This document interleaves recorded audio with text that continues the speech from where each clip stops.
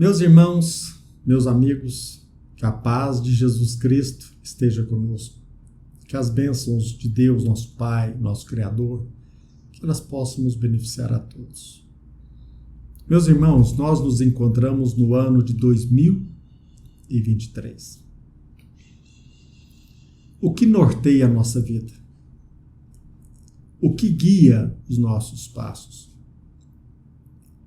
Certa vez eu me deparei com uma frase de Sêneca, que diz mais ou menos assim: para quem não sabe para onde vai, qualquer lugar serve, qualquer destino serve, qualquer caminho serve. E eu pergunto, respeitosamente, qualquer caminho serve para você? Qualquer destino? Penso que não. Para mim, não.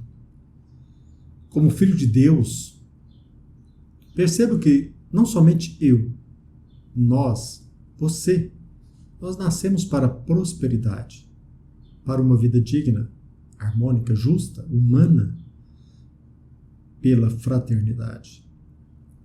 Então penso que nós precisamos decidir para onde nós vamos. E desde adolescente, desde quando eu me deparei e testemunhei a morte do corpo físico da minha irmã com 11 anos de idade, desde essa época eu venho estudando, meditando, refletindo.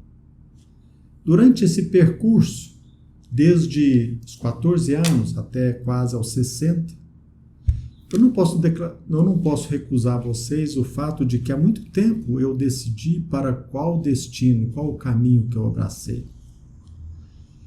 O que representa o meu objetivo mais importante. O único para mim, o único caminho para a nossa prosperidade integral, o caminho do amor. E eu pergunto, quem aqui na Terra exemplificou, viveu, percorreu integralmente, literalmente este caminho? Não resta dúvida que foi Jesus Cristo. Até mesmo na cruz, ali, nos últimos momentos, no último instante da sua existência, ele pede a Deus: Pai, perdoa, eles não sabem o que fazem. Ele viveu, desde o início, integralmente a lei de amor. Então, há muito. Eu procuro estudar o Evangelho de Jesus Cristo. Procuro me aprofundar no estudo da doutrina espírita que revive profundamente as lições do Evangelho. Sou filho de Deus, como você, e percebo que não existe outro Ricardo Vieira Magalhães no universo, como eu, com a minha individualidade. Não existe outro Ricardo Vieira Magalhães no universo. Se sou único e indivisível, eu preciso proceder de acordo com esses princípios. Não pode existir de forma incoerente o Ricardo filho, o Ricardo advogado, o Ricardo espírita, o Ricardo pai, o Ricardo educador. Não pode haver proceder diferente se estou numa vestimenta de advogado, às vezes na postura de um marido, ou na condição de um torcedor de um time de futebol. Não pode haver incoerência no meu caminhar. Se nós sabemos, se nós conhecemos o melhor caminho, o caminho do amor, então nós devemos procurar conduzir de forma coerente, conduzir os nossos passos segundo os princípios, o norte seguro que é o Evangelho de Jesus Cristo. Por exemplo, quando me perguntam algo, seja como marido, como advogado, como profissional, procuro a resposta em conformidade com o Evangelho de Jesus Cristo, conforme a doutrina espírita me apresenta, mas também não desvalorizo o aprendizado na área jurídica, como ser humano, segundo as regras da experiência. Agora, a decisão deve ser conforme os princípios que abracei, segundo as luzes do Evangelho, segundo o Espiritismo, segundo a doutrina espírita que representa, que revive profundamente as lições do Evangelho. Há muito tempo eu uso uma técnica de aprendizado. Eu me imagino numa via pública, caminhando pelas ruas de uma cidade, quando se aproxima de mim um entrevistador, um repórter, a me questionar. Sobre qualquer pergunta, eu busco imaginativamente a resposta com alicerce no Evangelho segundo o Espiritismo. Por exemplo, alguém chega, se depara comigo e me pergunta o que você acha a respeito da proposta legislativa a respeito do doador presumido. Após essa pergunta, eu procuro encontrar a melhor resposta alicerçada no Evangelho de Jesus Cristo. É claro que também levando em consideração os princípios normativos, inclusive jurídicos. Diante de cada questão, eu visualizo a resposta de Jesus Cristo, com base no Evangelho de Jesus Cristo, que é a sua vida. E há muito tempo eu aprendi que não existe ou não deve existir a divisão do Ricardo. Não deve existir separadamente o Ricardo marido, o Ricardo espírita, o Ricardo cidadão, o Ricardo advogado. Não. Se eu tenho um propósito, se eu tenho um destino, eu tenho que conduzir os meus passos de acordo com essa luz que ilumina o meu caminho. Meu nome é Ricardo Vieira Magalhães e norteio a minha vida com base no Evangelho de Jesus Cristo, com as lições de Jesus Cristo. Então, diante de todo e qualquer questionamento, desafio, eu procuro imaginar o pensamento de Jesus Cristo. Pense você, imagine você caminhando pela rua, uma rua de sua cidade, seja aqui em Uberaba ou noutra cidade. Quando o seu poder de caminhar é interrompido com uma pergunta de um repórter. Por exemplo, um tema que está sendo bastante discutido hoje. O que você achou da decisão de um ministro da Suprema Corte que admitiu a possibilidade de desapropriação da terra produtiva? Indubitavelmente, percebo que a maioria não saberia responder, por se tratar de um assunto jurídico, às vezes não tão acessível à maioria das pessoas, ou seja, cuja compreensão escapa ao entendimento. Mas se trata de uma questão muito importante. E por que nós não questionamos isso pessoalmente? Por que nós não discutimos isso em nossas reuniões de estudo com base no Evangelho de Jesus Cristo? O espírita cristão, penso eu, ele deve se desafiar a responder qualquer assunto, por mais desafiador que seja. Não somente com os conhecimentos técnicos, com os conhecimentos jurídicos a serem estudados, sobretudo com base no Evangelho de Jesus Cristo.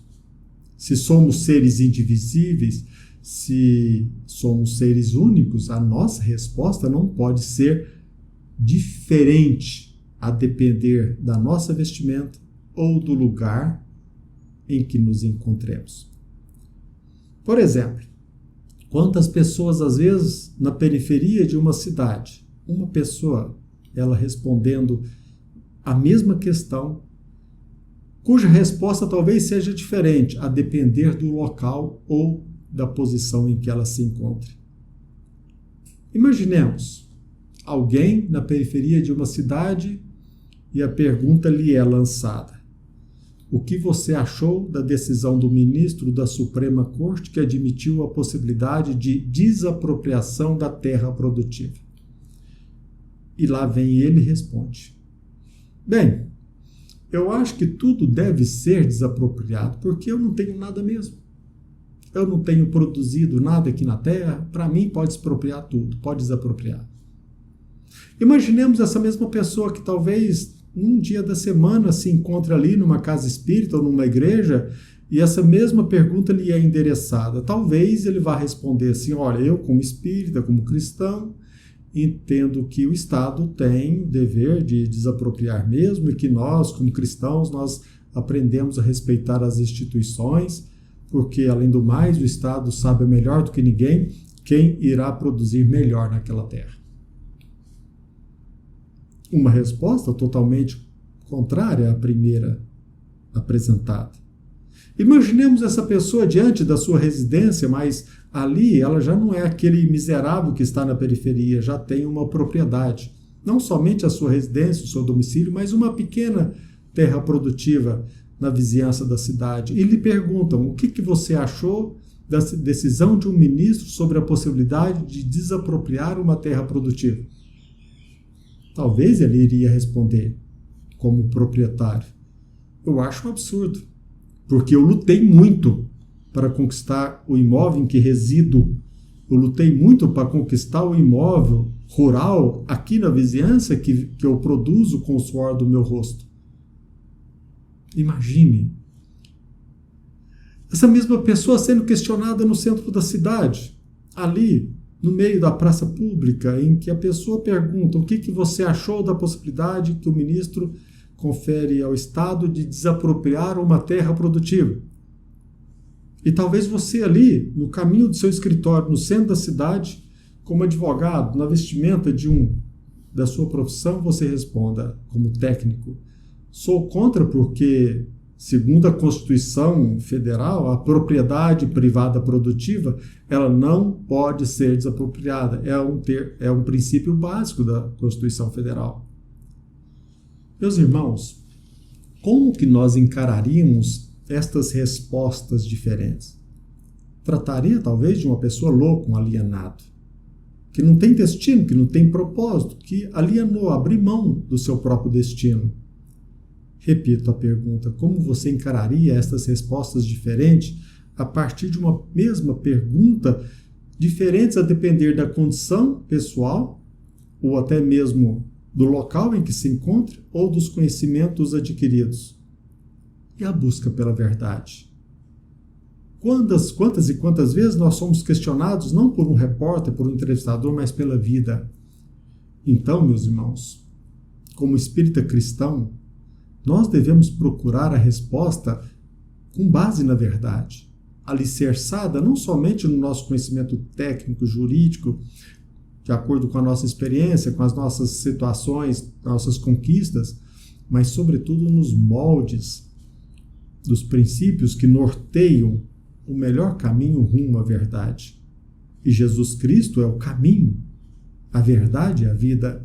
Então, como cristão, como espírita cristão, nós devemos aprender que Jesus Cristo, ele jamais não nos violenta. Cabe a nós decidir abraçar o nosso destino. Então, o que nós aprendemos no Evangelho de Jesus Cristo?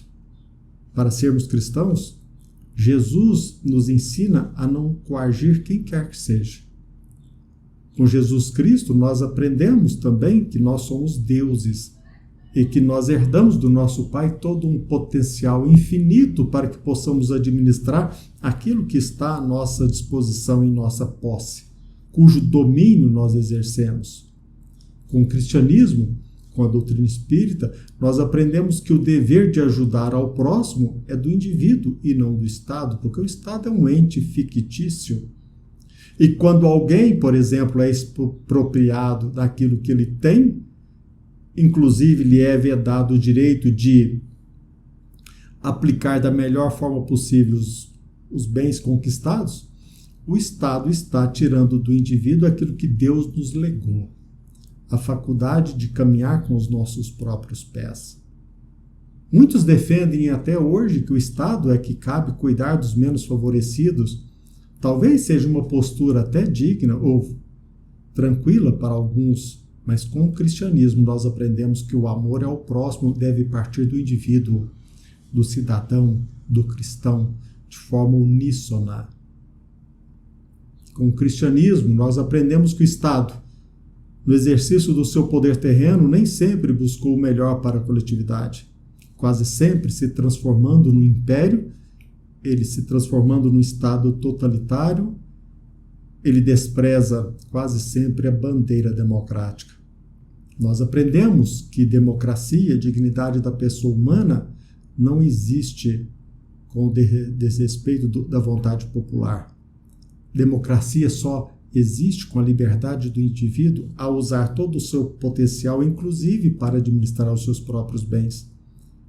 Quando o Estado expropria do indivíduo um direito conquistado com o suor do seu trabalho, nós precisamos perceber que o Estado está anulando do indivíduo a sua liberdade de agir, formatando-o. Nós não podemos esquecer que, com a doutrina espírita, nós aprendemos que o espiritismo chancela o direito à propriedade privada. Ora, se for retirado do indivíduo o direito à propriedade, como será ele facultado até mesmo a possibilidade de desapegar de algo que é material?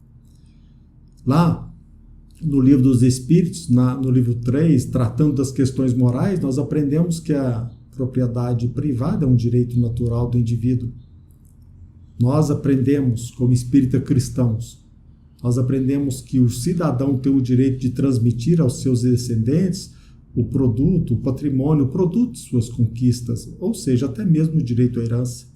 Basta que pesquisemos no Evangelho segundo o Espiritismo. Enfim, meus irmãos, com o Evangelho de Jesus Cristo, nós aprendemos que devemos assumir as rédeas da nossa existência e não fugirmos dos nossos deveres, não fugirmos da nossa iniciativa de fazer o melhor segundo o norte apresentado por Jesus Cristo. Jesus Cristo nos ensinou ou demonstrou, vivenciou o princípio da dignidade humana. E este princípio deve ser respeitado. E repito, o Estado, por várias e várias vezes no transcorrer dos milênios, dos séculos, ele errou, talvez até mesmo de forma criminosa. Ele atuou, em alguns casos, levando à morte de forma criminosa alguns cidadãos. Basta lembrarmos, a título de exemplo, da crucificação criminosa de Jesus Cristo. Diante de tudo isso, penso que, mesmo sendo proprietário, ou talvez não desfrutando de qualquer domínio sobre um bem material, a despeito de termos conquistado uma propriedade ou não, muito embora saibamos que a Constituição Federal veda a desapropriação da propriedade produtiva, nós não podemos também esquecer que não podemos confiar no Estado, porque geralmente ele serviu de escudo a decisões arbitrárias, facultou o abuso do poder e, pior, de forma totalitária, desprezou o princípio da dignidade da pessoa humana. Com Jesus Cristo, nós aprendemos que bem-aventurados os pobres de espírito. Pobres de espírito não são aqueles miseráveis, ignorantes, não. São aqueles que têm consciência a respeito da necessidade de nos aprofundarmos em todo e qualquer conhecimento para que possamos responder toda e qualquer questão e, acima de tudo, aquele que descobre que ele desfruta de um potencial conquistado por Deus para que nós possamos percorrer o melhor caminho para a nossa prosperidade integral. Como espírita cristãos, nós aprendemos com Jesus Cristo que o sacrifício parte do indivíduo e não é imposto pelo Estado. Com Jesus Cristo, nós aprendemos que nós devemos dignificar a pessoa humana e, acima de tudo, perdoar os erros do semelhante, inclusive aqueles que estão no exercício de um poder terreno. Mas, acima de tudo, nós não podemos esquecer que Jesus Cristo é o caminho, a verdade e a vida. E se nós vivemos de forma desavisada, negligente, desconsiderando a nossa necessidade de procurar o conhecimento para que possamos responder toda e qualquer questão, nós estamos assim facultando a atuação das trevas, dos nossos irmãos que até hoje, em pleno século XXI, do ano de 2023, ainda atuam de forma criminosa, contando com a nossa imbecilidade. Que a paz de Jesus Cristo esteja conosco, que as bênçãos do nosso Pai, do nosso Criador, que elas possam nos beneficiar a todos. Que assim seja.